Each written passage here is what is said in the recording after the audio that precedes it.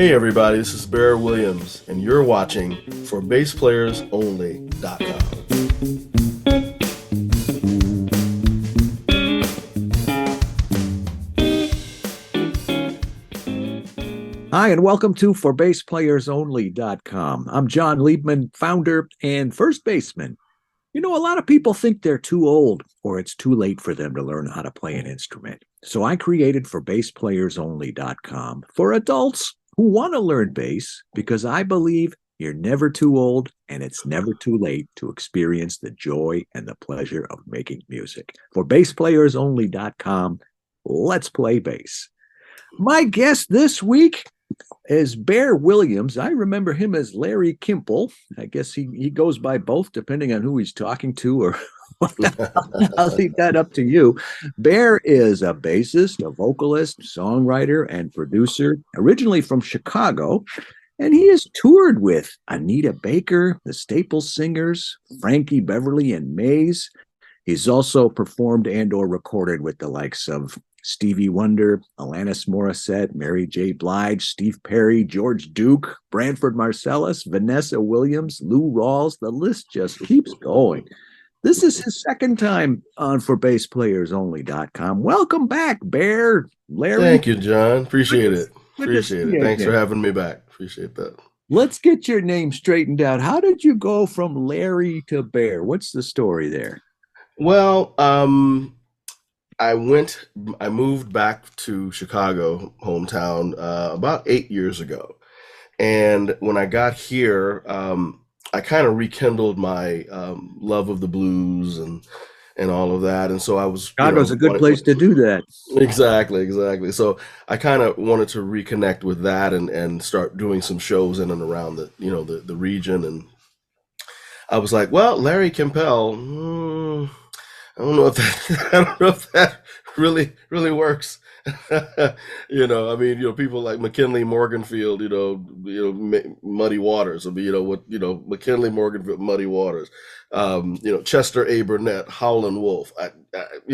So I was like, if they did it, I probably need to come up with a different name. You remember Engelbert Humperdinck?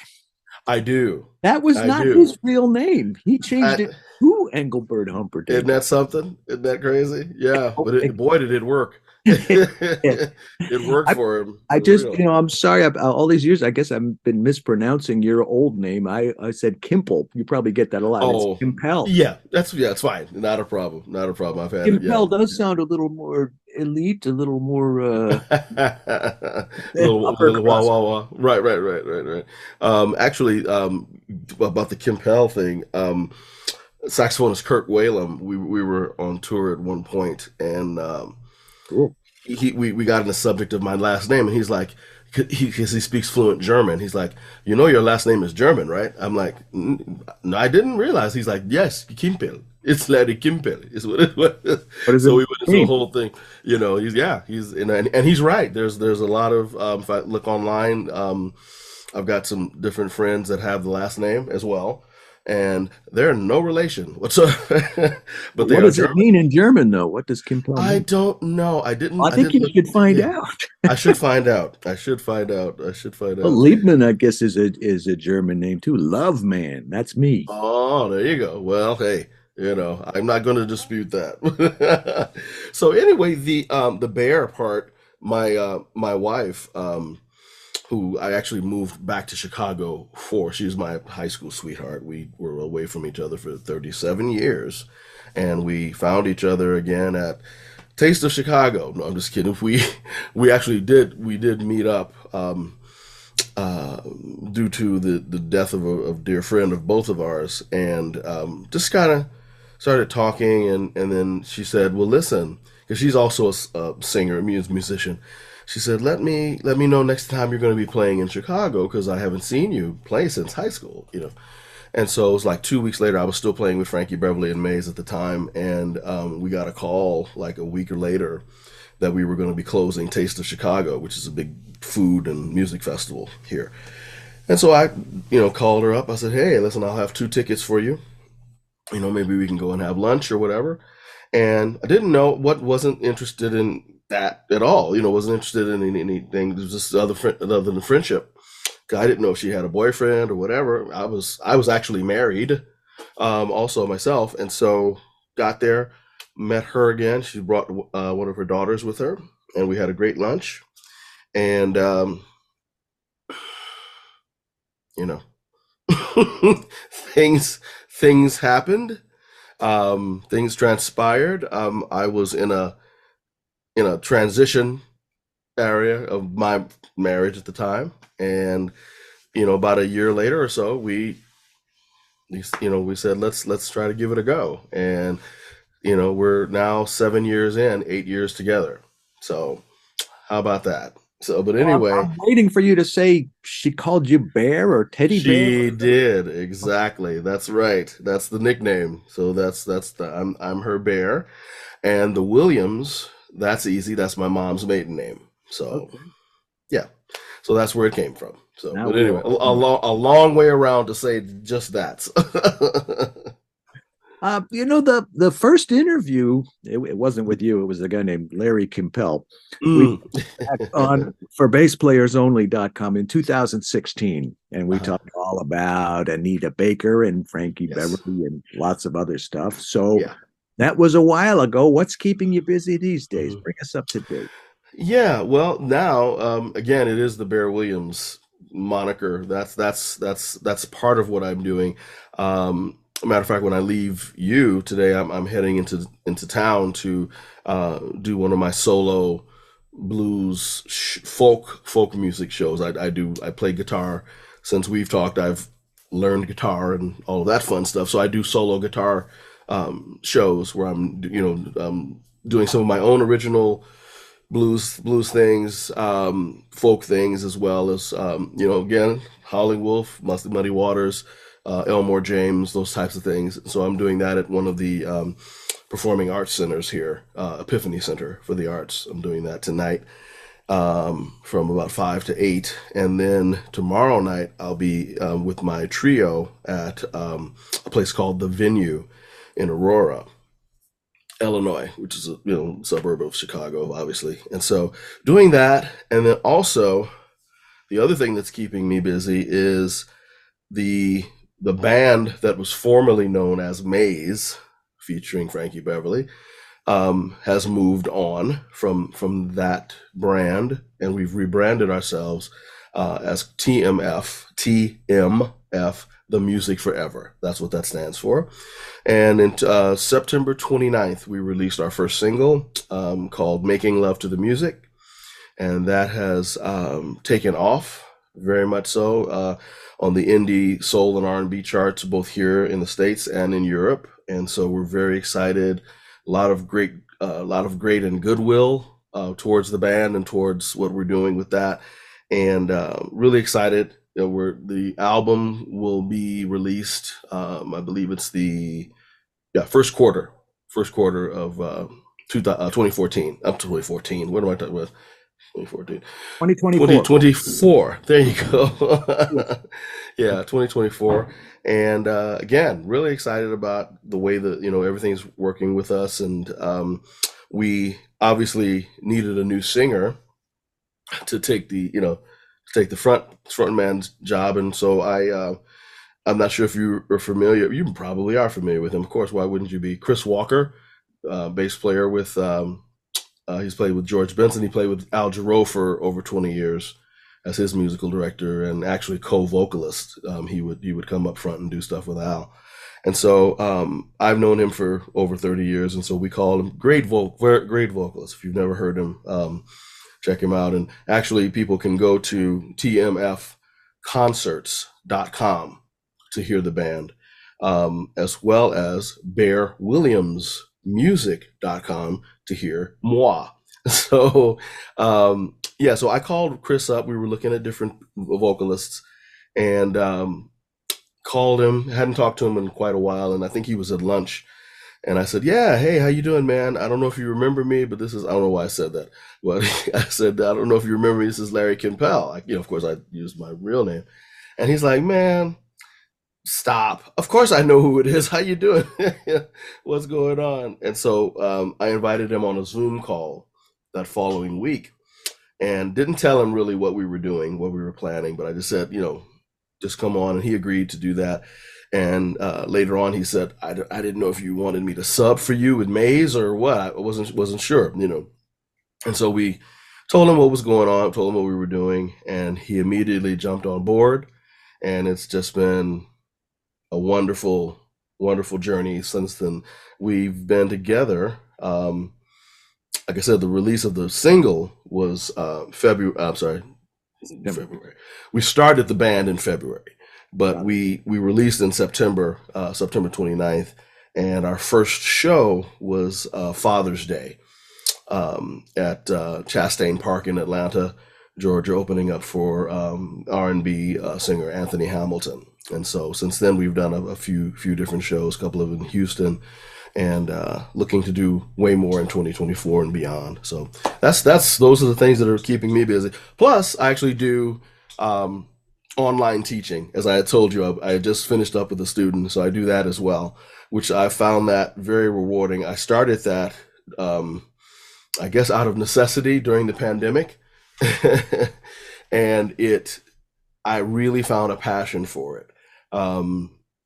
As you well know, there are students that pop in and out. There are those that are curious, those that that are coming, and then they may see that there's work involved, and they might just, well, okay, I'm gonna go away now, but then there are those that really stick and stay, and that they're serious about it. And so I'm really happy about the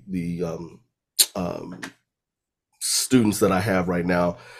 They are all in it for they're in it to win it, and I really, really appreciate that. And I have students from age 10 on up to 75. So I do absolutely believe in what you're talking about with your bassplayersonly.com thing. It's just, you're absolutely right. There's no limit to what you can do.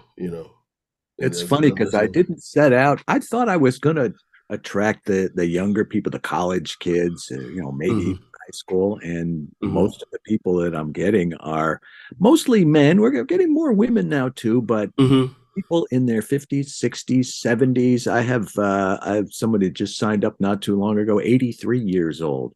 I have Mm-hmm. Wonderful. years old. That's So, wonderful. it's great. Let me transition into my next question since we're Mm-hmm. talking. It's a very smooth Yes. segue. Mm-hmm. You're an educator, you're a bass player, you work with all kinds of students. The kind of people that I just described. Also, when you get into your 50s, 60s, 70s, things like arthritis kind of creep in, and tendonitis, Mm-hmm. things that creep into our body. Yes.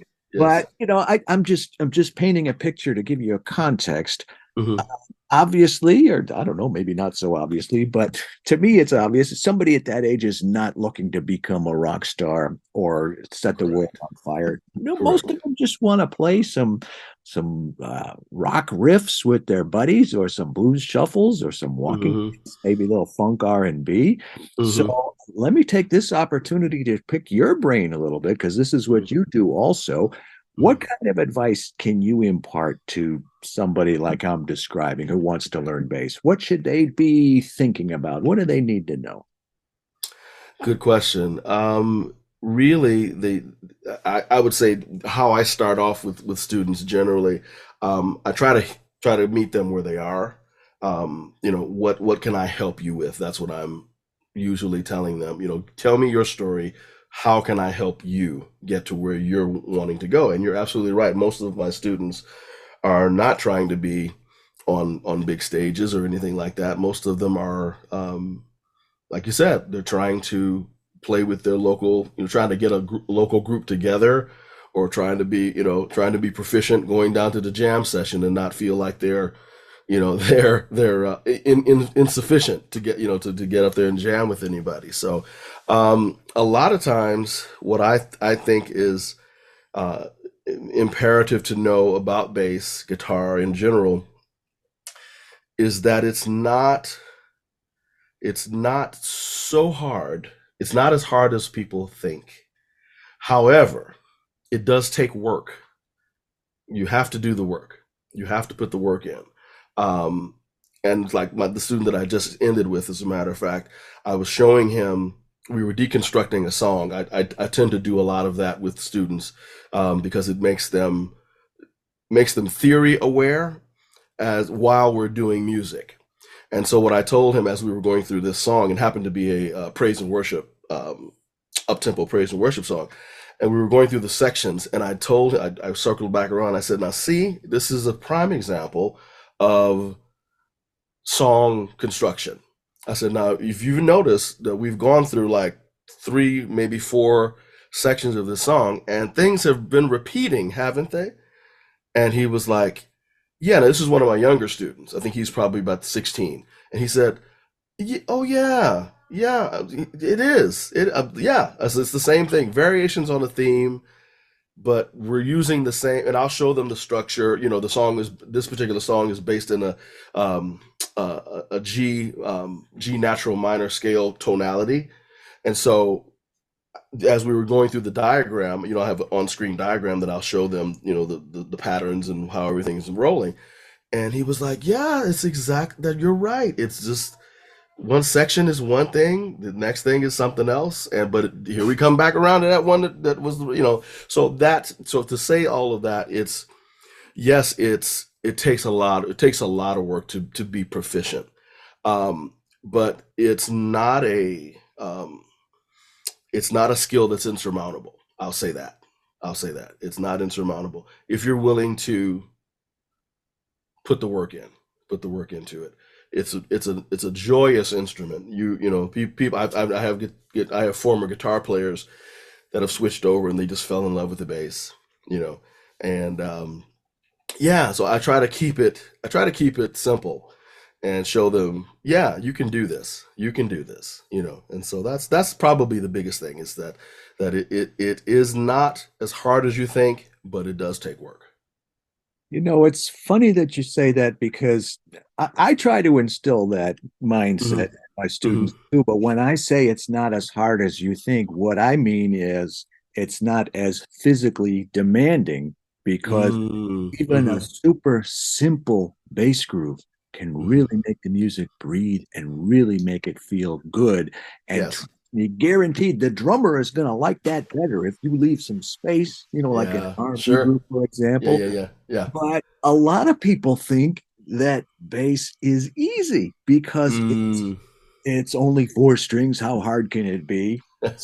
So it's funny that you say it's not as hard as you think, which is true.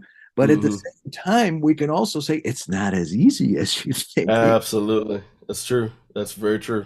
It's very true. Yeah.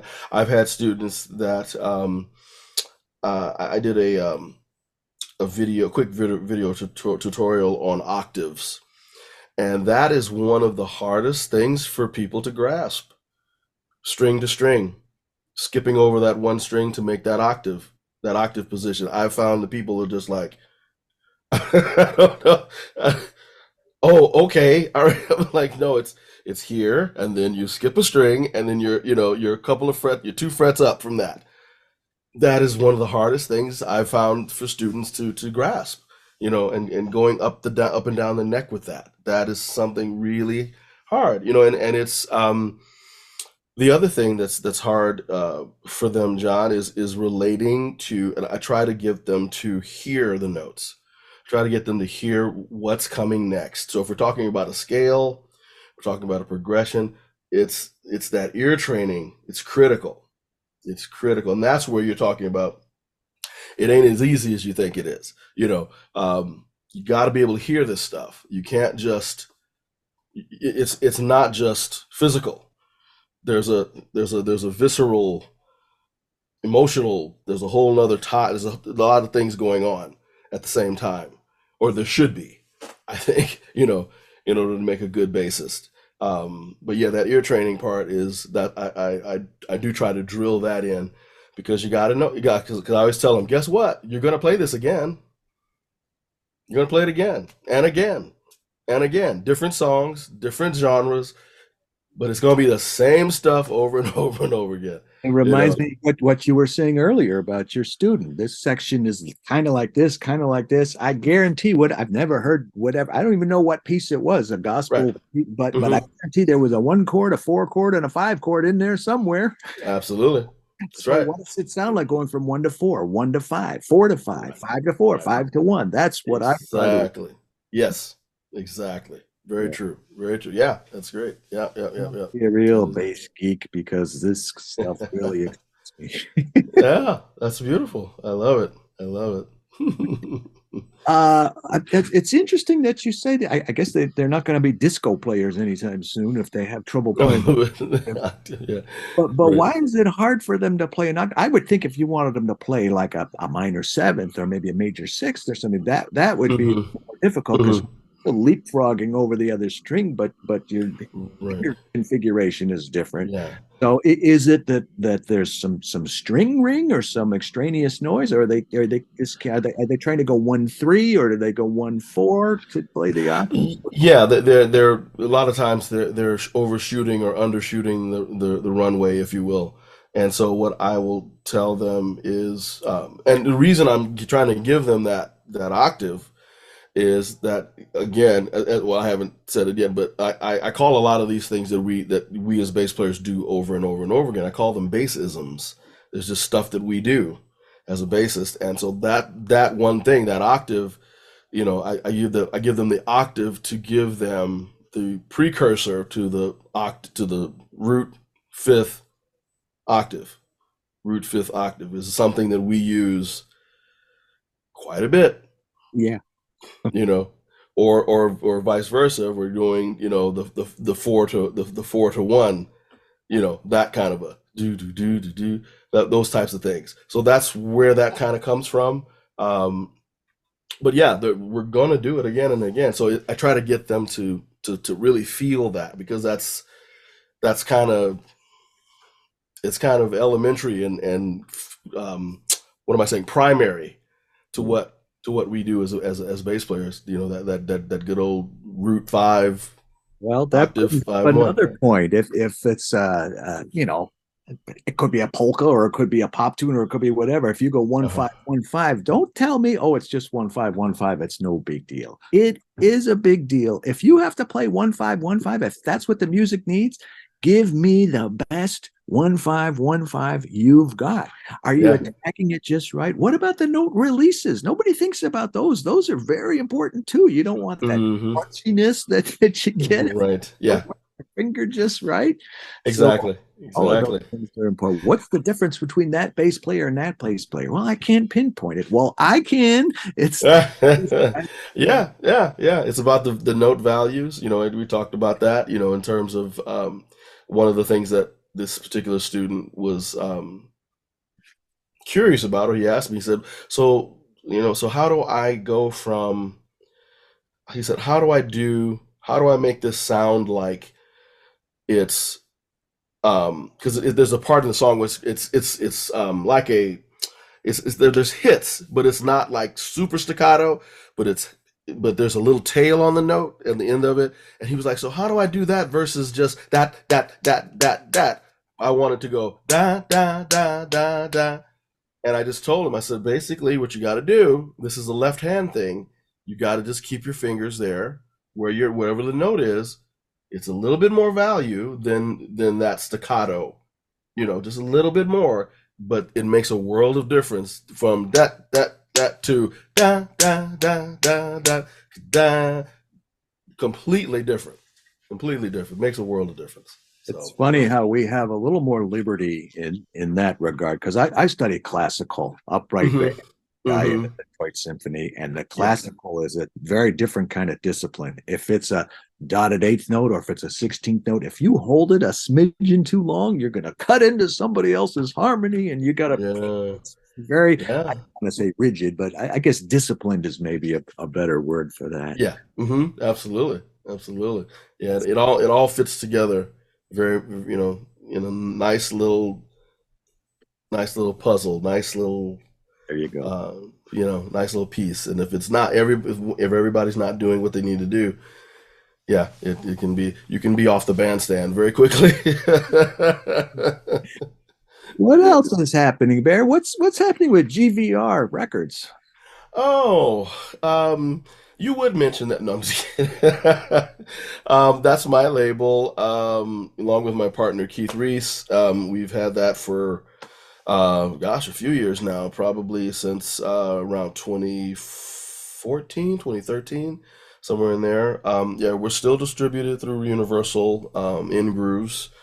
And basically, what we've done, we kind of stopped trying to be a quote unquote record label because we know where all of that's gone or it's going. So now we're more trying to gear towards media, multimedia distribution, that type of thing. I'm the pretty much the only active artist on the label now. I use that for my personal records distribution. But You've got we a do have handful of others. You have a few we other. do we do yeah we do at Gene. We have Gene. What's Gene's last name? Gene Van Buren. We have him. And then we had Nico Ross, who's a wonderful singer out of Hungary, um, and maybe a couple of others that we had distributed. About people changing their names. Ross is not a Hungarian name. Nope. Nope. You caught that, did you? Yeah. No, his name is Takashi Nicolas. Yeah, So this his that real was my name. second guess. Yes, exactly. So, but yeah, he's a very he moved to just speaking about him, he moved to California a couple of years ago and ended up basically just deciding to go back to Hungary, and I mean he was a huge star over there, and so the um, the climate that when he came over, it wasn't quite the kind of what wasn't quite the time. They weren't quite ready for him. Although they people really loved his voice, but he decided to go back home, and he's over there doing fantastically. So Well, next time you talk to him, tell him I said Makos Testa, which oh means noodles and poppy seeds. okay okay I'll be sure. I had a friend who had some Hungarian heritage, and I picked that up. Ah, gotcha. Okay. Tell me real briefly about your gear. What kind of basses are you playing? Well, let's see. I am using primarily these days a Fender Precision um, four string that I started working with Frankie Beverly and Mays because that music was basically done on a four string, and absolutely fell in love with it after probably about a year or two, and it's never left my side since. And I love it. I love how it feels. I love how it sounds. I'm also proudly endorsed by Exotic Ah, XOTIC. As you can see behind me, there's a couple over here. Um, this guy, you mentioned Toshio Haribo in the last interview. yeah, Toshio. He's been wonderful. Has been wonderful. Um, Anything that I've ever needed, you just call him up, and if they don't have it here in the States, he immediately refers me to the folks in Japan, and everybody has just been so wonderful. It's hard to believe it's probably been over 20 years that we've been affiliated. It's crazy. Well, the Fender But P bass and the Exotic, and yeah, yeah. And then now when I'm doing every now and then I'll use this. This is not every now and then. I use this for my lessons. This is an exotic version of the P, yeah, which is really really cool and active, obviously, active passive.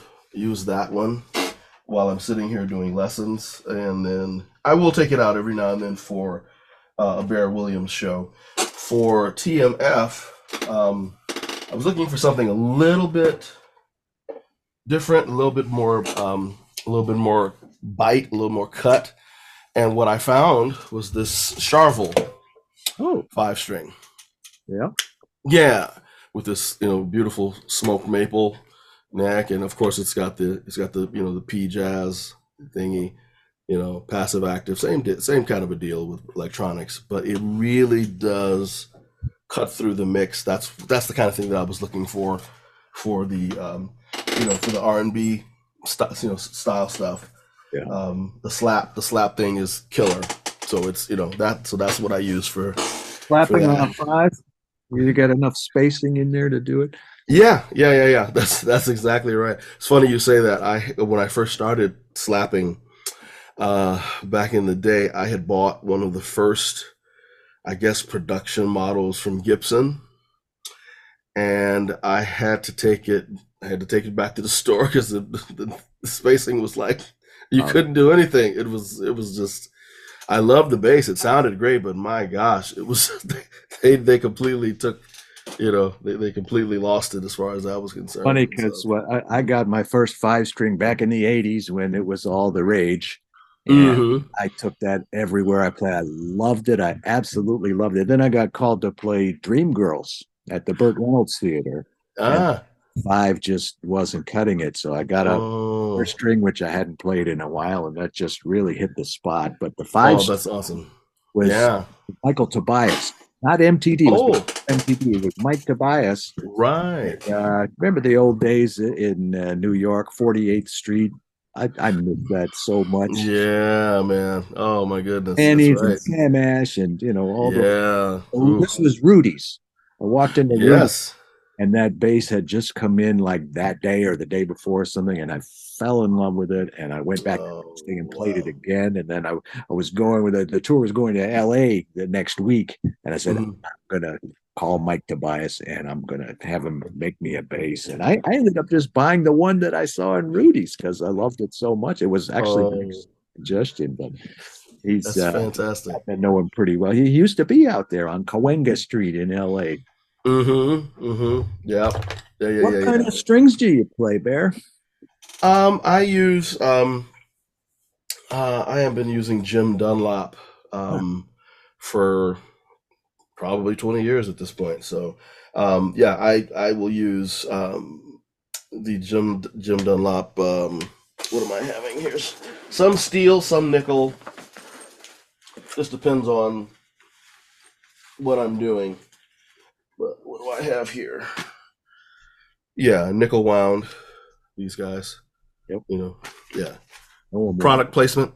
Anyway, and what but about for yes, amplification? What do you use?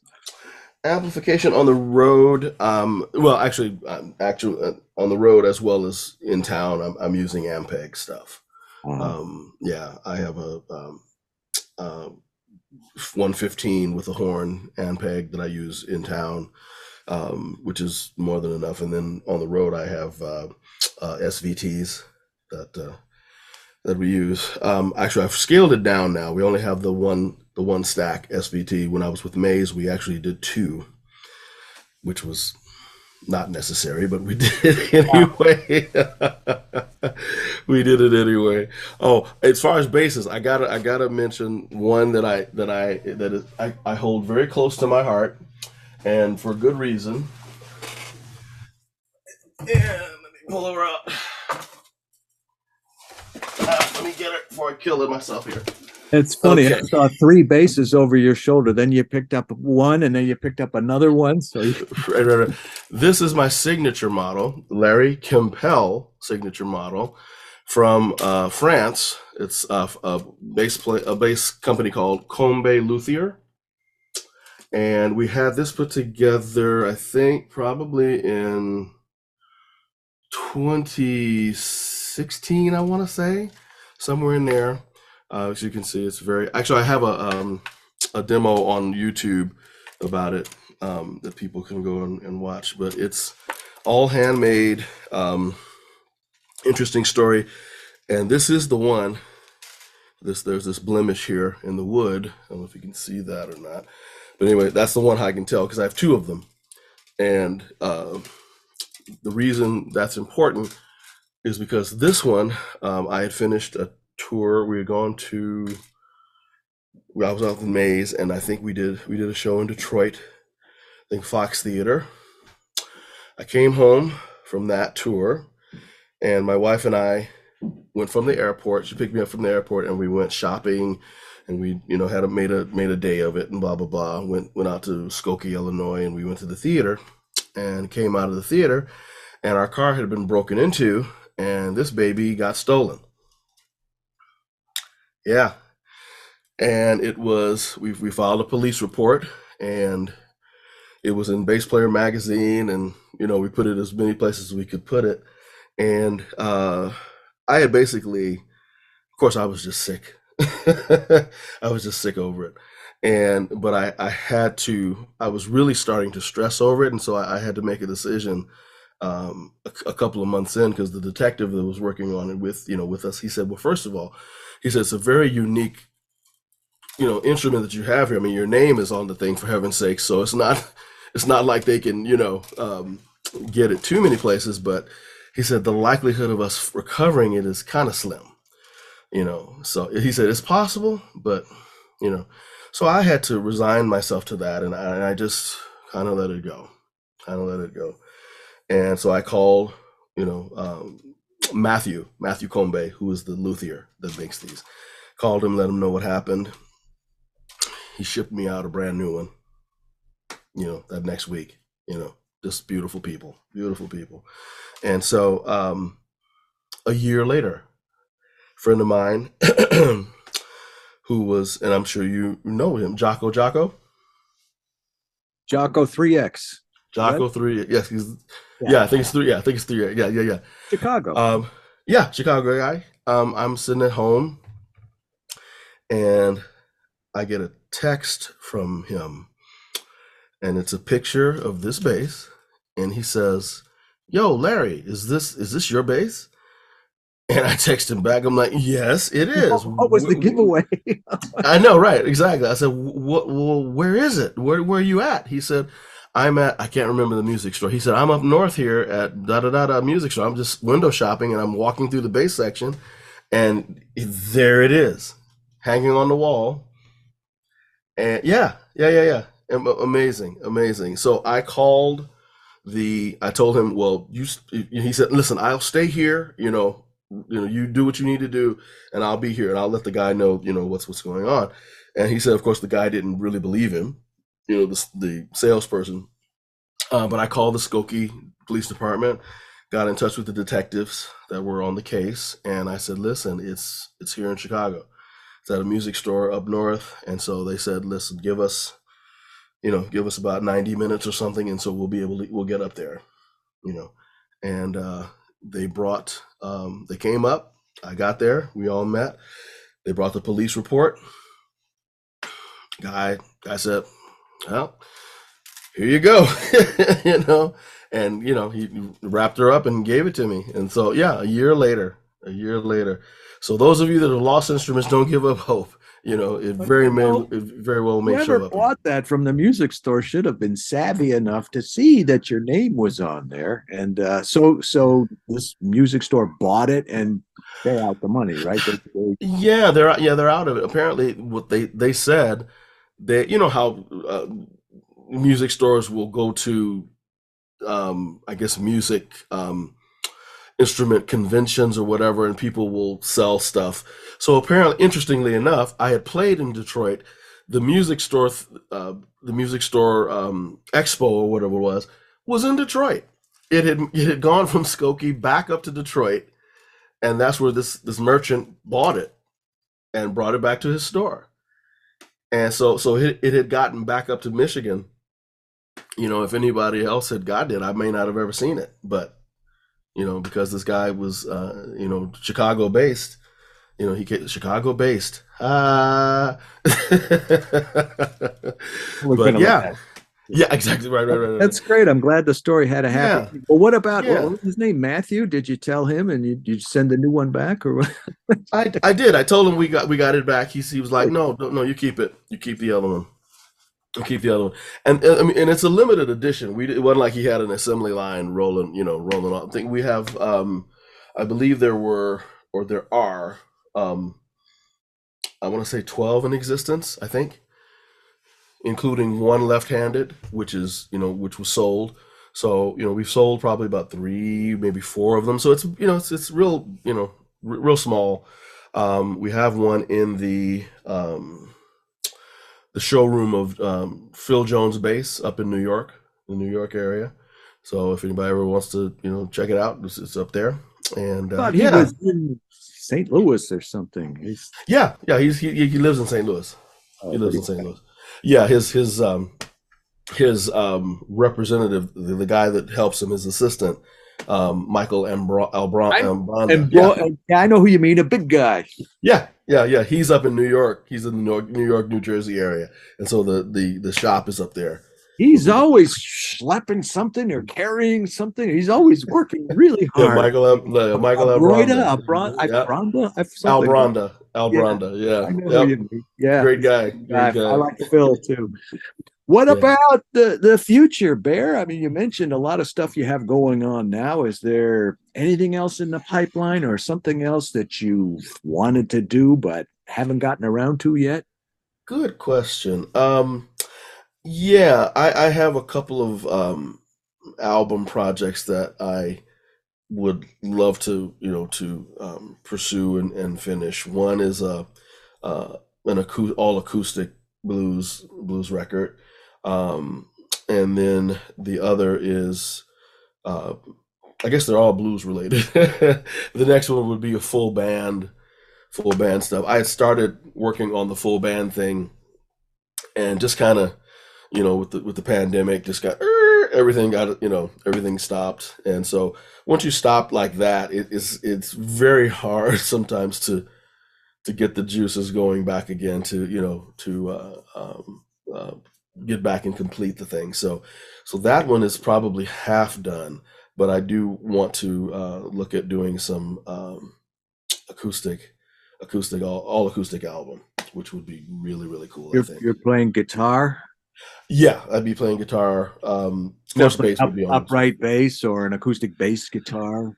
Yeah, one of the two. Yeah, one of the two would be, or both would be represented. So yeah, so really just an all acoustic thing, and would love to do that. Whenever I pick up one of those, it's like a hollow body guitar, but it's a bass. I never know quite what to do with it. Really? Yeah. Really? Oh.